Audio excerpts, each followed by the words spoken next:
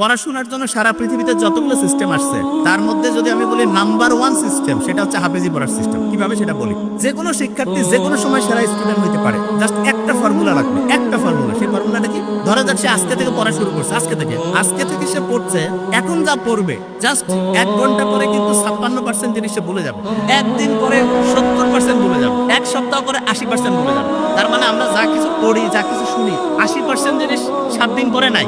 অথচ কোরআন শরীফ যারা পড়ে তারা দেখা যায় যে গোটাল কোরআনের 30টা পারা একদম A to Z মুখস্থ না। তারা কিভাবে খেয়াল রাখে? কেউ যদি হাফেজি পড়াটা দেখবে যে হাফেজিতে যারা পড়ে ভোরের টাইমে তারা একটু পড়ে এবং সকালে আবার একটু পড়ে, পড়ার পরে দুপুরের পর থেকে তারা রিভিশন দেয়, মাগরিবের পরে তারা রিভিশন দেয়, এশার পরেও রিভিশন।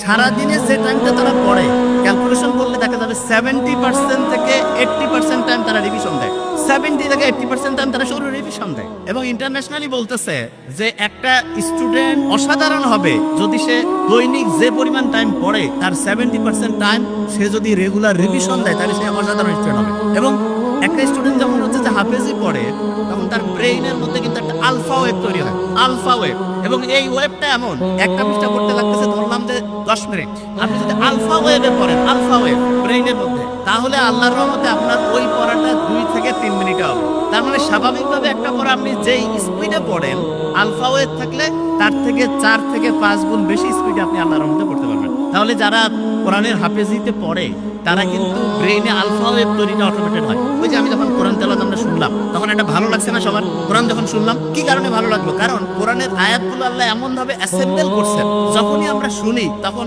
ব্রেইনটা কুল ডাউন হয়। এবং ব্রেইনটা কুল ডাউন হয়ে গেলে ব্রেইনের মধ্যে প্রতি মুহূর্তে যে হচ্ছে বিভিন্ন ঢেউ আছে, ঢেউটা এমন লেভেলে আসে যেটার নাম হচ্ছে আলফা ঢেউ। এবং এই ঢেউটা ব্রেইনের জন্য খুব উপকারী।